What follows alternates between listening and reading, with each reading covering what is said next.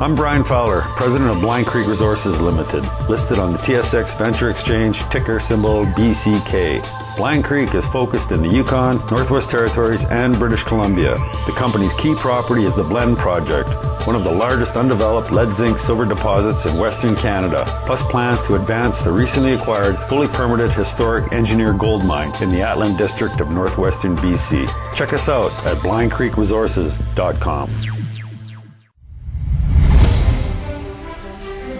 Welcome to the Goddard Report.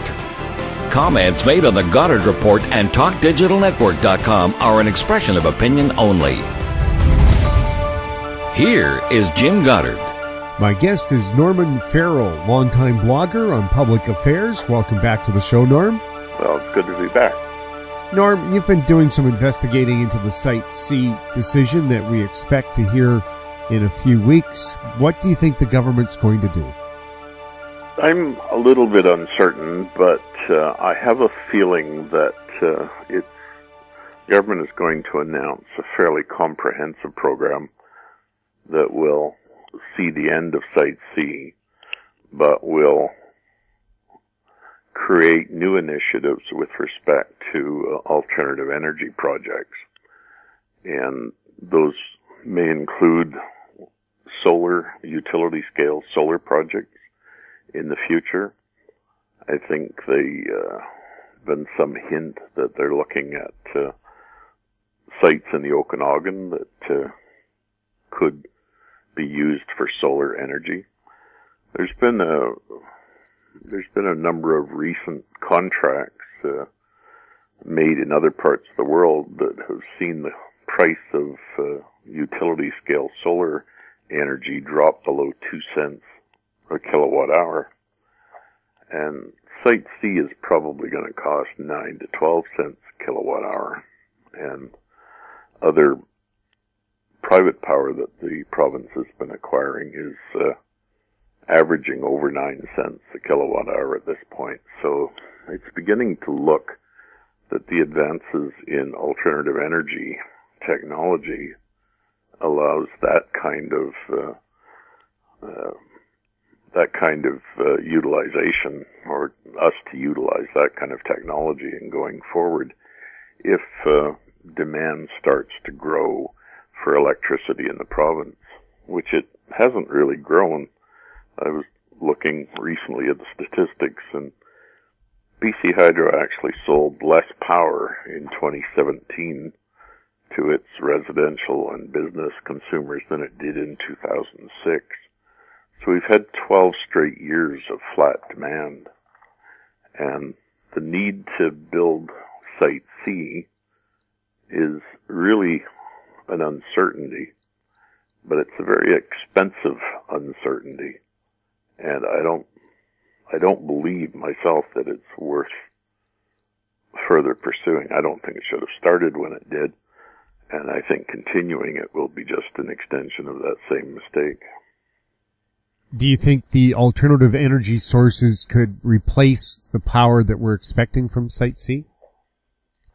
Yeah, we have a few different options for that. A number of years ago, the BC Hydro CEO said that the least cost way of going forward was to improve conservation. And there's a lot of efficiencies that have occurred. Now, some of those are in effect, and that's why demand has stayed flat for a dozen years.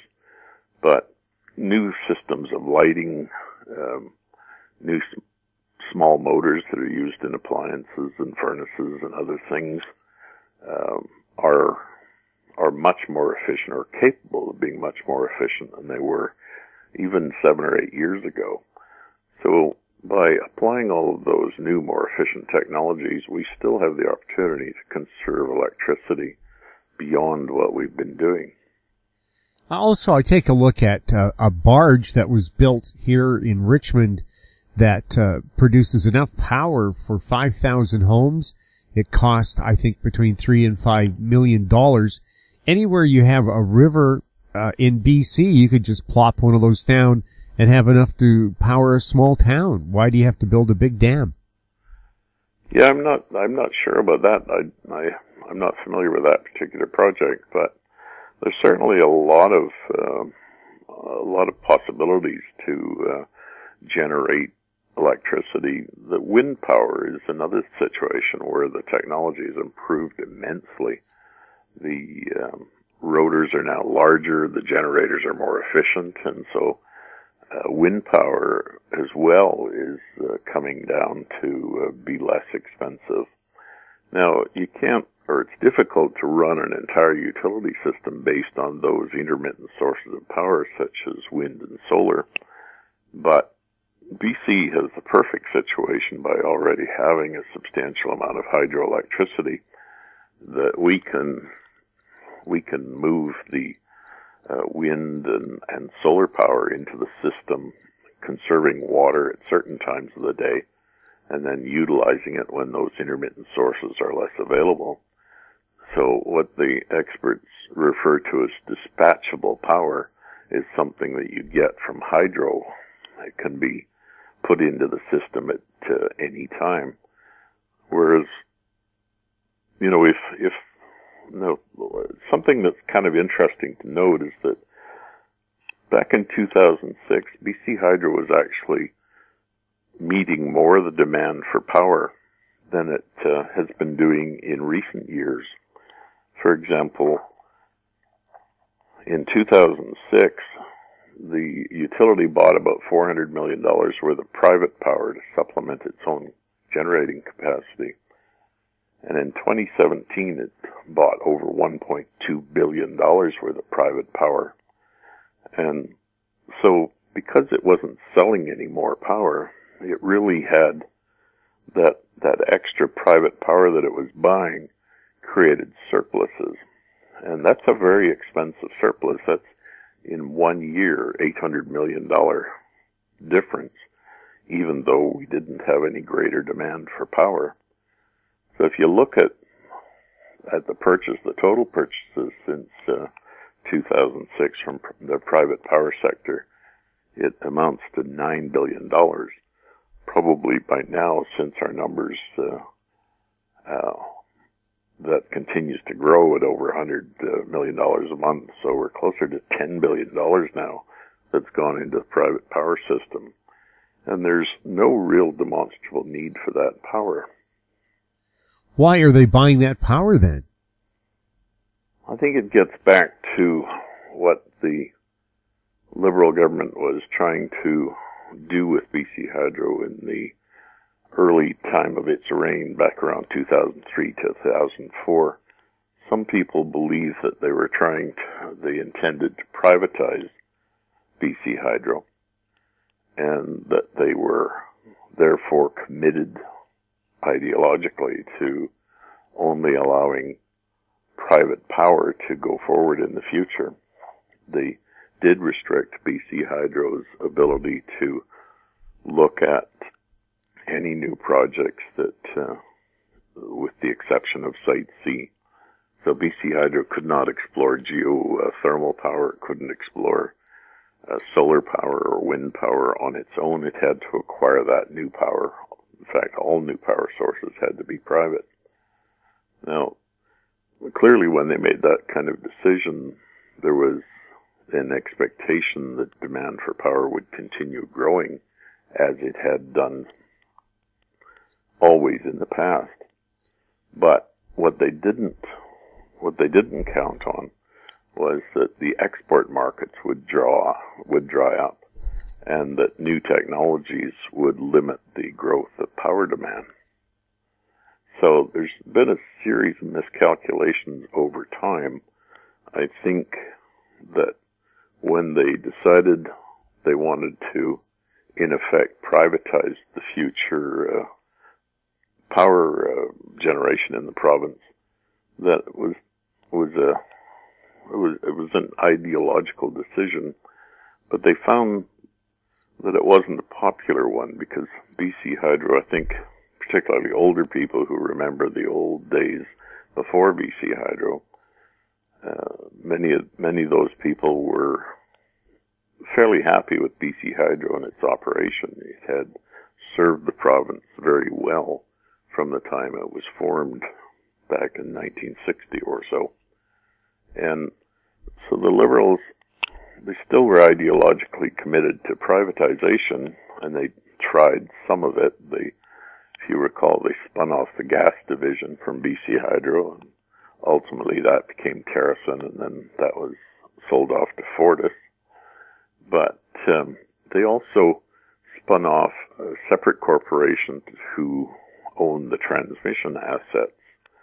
Now that was pushed back into BC Hydro in recent times because the initial push for private power was an expectation that export markets would develop, and those simply didn't develop. So today you have a situation in California where they're actually closing down generating facilities because they have such a large surplus of power. We'll have more with Norm Farrell right after the break. Avon Resources Limited is a gold exploration company with significant projects in British Columbia, Saskatchewan, and the Yukon. Trading on the TSX Venture Exchange, symbol ABN, and the pink symbol ABN-AF. Surrounded by world-class gold deposits and mines, Avon's 23,000 hectares Forest Kerr Gold Project is located in the heart of the Golden Triangle in northwestern BC. For more information, visit us at avonresources.com. I'm Larry Ray, President and CEO of American Manganese, Inc., listed on the TSX Venture, ticker symbol AMY, A-M-Y, with proprietary patents in the U.S., China, and South Africa. Our focus is on recycling lithium-ion batteries for electric vehicles. China recently legislated the responsibility for recycling onto their electric vehicle manufacturers and importers. For more information, please visit AmericanManganeseInc.com or phone me, Larry Ray, at 778-574-4444. Welcome back. We're chatting with Norman Farrell. Norm, there's also new technology now, smart windows apparently, that are about 11% efficient in collecting solar power. And in some cases, they say if we went and coated all of our office towers with these windows, we could meet up to 80% of our power needs. Yeah, and there's even more technology that's in the pipeline that's coming. A lot of research is going into how you're going to generate electricity in the future. And, of course, there's also the fact that those homes that use electricity for heating are capable of adding insulation and other systems, better windows and so on. So you can reduce, with a little bit of effort, you can reduce your use of power or energy quite significantly just by making improvements to your own living accommodations. Now, that same kind of thing applies within commercial businesses and industry, particularly light industry, where efficiencies are really important. You can imagine that retail stores that have lots of freezer equipment, the amount of power that they use with modern equipment is much less than it used to be. As they convert over to more efficient lighting systems, that's a saving as well. So there's still a fair ways to go down that road. And yet, if you're adding power generation capacity, then the likelihood is you're not going to encourage those kinds of efficiencies to take place, because there's a kind of a corporate inertia that the things that you've always done you want to continue doing. And I think that's the trap that BC Hydro's management has fallen into. They're employing technology that was current in 1960 and ignoring the technology that's current in 2017. Sure, bioluminescence now is on the way. It's 100 times more efficient than the very efficient LED.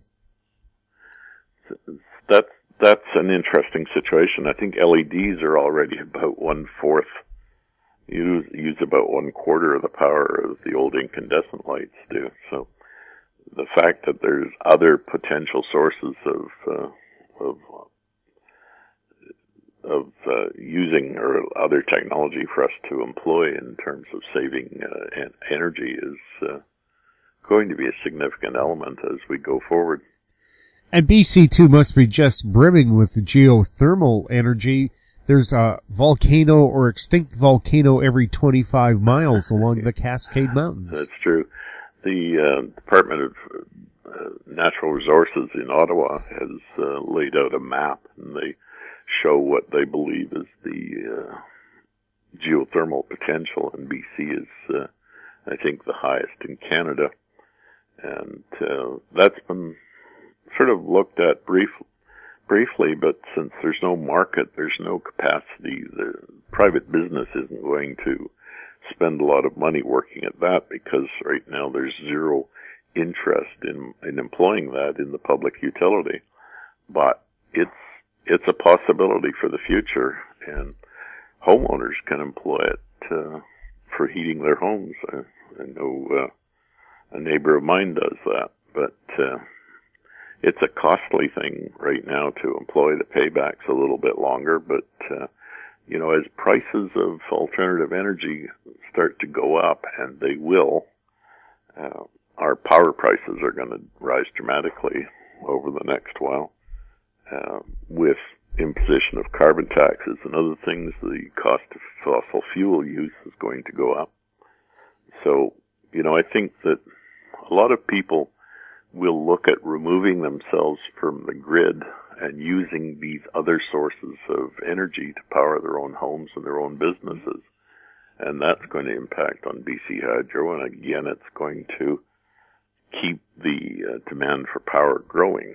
And so I think it's a huge financial imposition on the people and the businesses of British Columbia to spend 10 or 12 or whatever cost that Site C is going to generate when we don't have any marks, or we don't have any certainty that there is a market for it. So it's a very expensive gamble that's being played out. Well, California right now, at certain times of the day, supplies 50% of its power from the sun. Yes.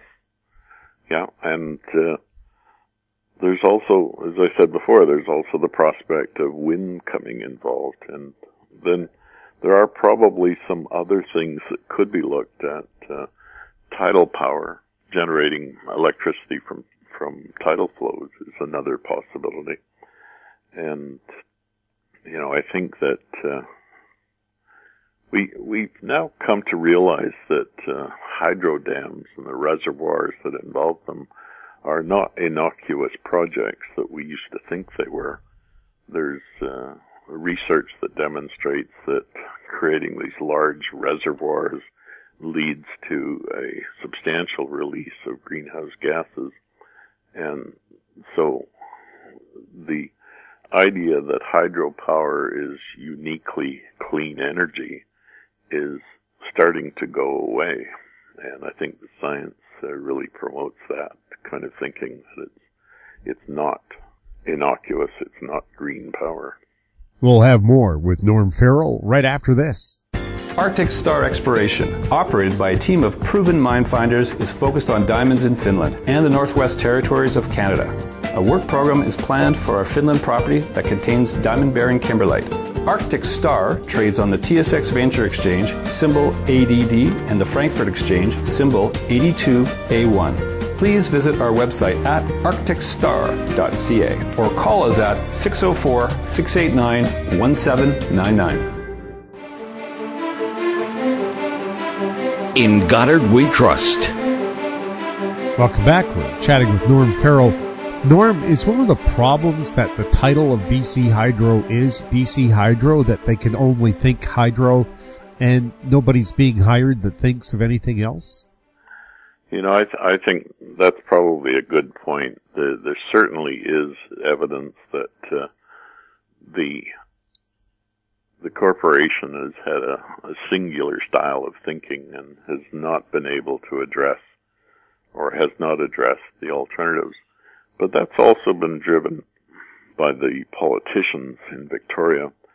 There were directions to BC Hydro that, in fact, even legislation that kept them from approaching some of these alternative energy sources. And BC Hydro has had, until its more recent financial difficulties, BC Hydro traditionally had the financial muscle to look at all these alternative projects, whereas private business is,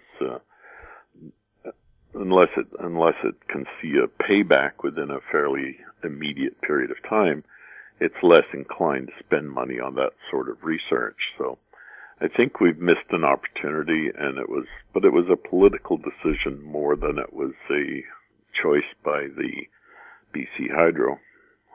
Of course, we also know that BC Hydro has, in effect, it was politicized by the appointment of, as CEO and president, a person whose background was in politics, not in energy. That's been changed to some degree now, whereas the executive chair of BC Hydro is a person who spent his career in the energy business. So I think there is a good chance you'll see a fair set of changes develop at BC Hydro over the next 1 to 2 years. A lot of people, the opponents of Site C, would like to see those changes more evident immediately. But I think the government has decided that it's going to listen to all parties. It's been hearing submissions from contractors associations, from building unions, and from other parties. It's been talking to experts. It has the value of the BCUC report that was done, which I think was quite a good review given the short amount of time they had. But the BCUC, again, was the Utilities Commission it's generally an organization that takes fairly long periods of time to review the situation, and they were asked to do this in an expedited fashion. So we're going to get a decision one way or another, apparently, before the end of the year. And my fear is that instead of accepting the arguments of people that oppose the project, that they may decide that they've simply gone into it as far as this far. They might as well continue. But economists refer to that kind of thinking as a sunk cost fallacy. It's sort of like the idea if you've sat down to eat a meal and the food is really terrible, then do you really want to continue eating simply because you already had all the effort expended in making it? Or do you stop and get up and walk away from that table and look for something different? And talking about tidal power, there's a company in Richmond, BC, Blue Energy Canada Incorporated, where they incorporate water turbines into the supports for a bridge and use the energy. So anywhere, like I said, where you have a fast-flowing river, tidal power, any of the bridges in and around Vancouver, there's a tremendous amount of energy flowing under those bridges every day that we're not using. Oh, sure. The under the Lions Gate bridge, there's 5 or 6 knot current that goes there. I was once standing by the Skookumchuck Narrows near Egmont on the Sunshine Coast, and when the tides are flowing through there, it's just an incredible sight to see all of the power, the latent power that's there. So I'm sure, and I know there are a lot of places on the coast of BC that have potential to produce tidal power, but again, that's one of those things that hasn't been largely explored in this part of the world, and I suspect it's something. This is what I think the NDP government is going to do is to announce when they make their decision about Site C. I think they're going to announce a program to start examining all of these alternative energies, seeing what kind of progress can be made in those things over the next few years. We've certainly got time. We don't need Site C now. We may not need it in the future because we can add additional generating capacity at the Revelstoke Dam. We can bring back the cite the Canadian entitlement on the Columbia River power arrangement that we're now selling for about 3 cents a kilowatt hour to the Americans. And that capacity is actually more than what Site C will have. So there's a number of different initiatives that we can take. And BCUC, in their report on Site C, made reference to a variety of different projects that BC Hydro could where they could generate more power if it becomes needed. Norm, thank you so much for chatting with us. Okay, I appreciate it. My guest has been Norm Farrell, a longtime blogger on public affairs. His website, insights.ca. You're listening to the Goddard Report on TalkDigitalNetwork.com. Check out our YouTube channel as well, Talk Digital Network. If you have any questions for the show or our guests, you can send them to info@howstreet.com. I'm Jim Goddard. Thanks for listening.